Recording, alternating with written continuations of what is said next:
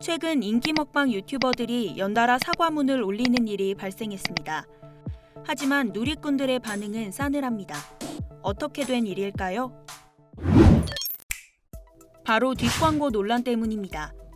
뒷광고란 유튜버나 인플루언서들이 대가를 받은 광고 상품을 알리지 않거나 눈에 띄지 않게끔 우회적으로 표기하는 것을 말하는데요. 쉽게 말해 광고를 광고라 하지 않고 내돈내산처럼 포장하는 거죠. 이 같은 뒷광고 논란은 유튜브 채널 애주가TV의 참PD가 폭로하면서 수면 위로 올라왔습니다. 이후 여러 인기 유튜버들의 사과가 이어졌는데요. 470만 구독자를 보유한 먹방 유튜버 문복희는 지난 4일 광고임을 밝히는 것이 얼마나 중요한 일인지 간과했다고 사과했습니다. 실제로 문복희는 더보기를 눌러야만 볼 수 있는 영상 설명란에만 협찬 사실을 표기해 왔는데요.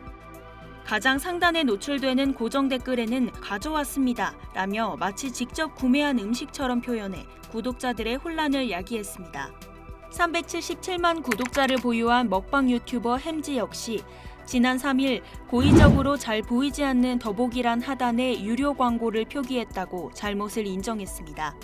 유튜버 나름 양팡 등도 광고 표기를 소홀히 한 것을 인정하고 줄줄이 사과했습니다. 대부분 깊이 생각하지 못했고 잘 몰랐다는 식의 사과이지만 명백한 유튜브 규정 위반입니다. 유튜브가 2018년 12월부터 유료 PPL 및 보증 광고를 공개해야 한다고 명시해왔기 때문이죠. 진정성 있는 리뷰로만 알았던 콘텐츠가 실제로는 교묘한 광고였다는 사실에 구독자들은 크게 실망했습니다.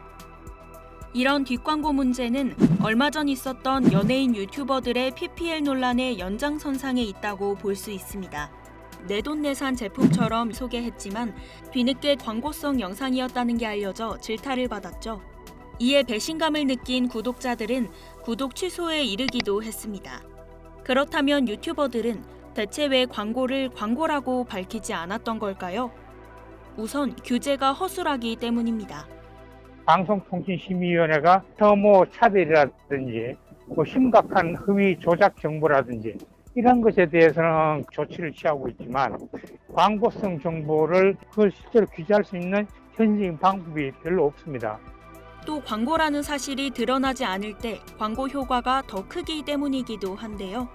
광고라고 직접 이야기를 하면 그게 완전한 진실된 정보라고 사람들이 잘 안 받아들일 거잖아요. 설득적 효과가 떨어지겠죠. 그러다 보니까 아무래도 광고가 아닌 것처럼 그 공정한 정보인 것처럼 위장을 하는 경향이 있습니다.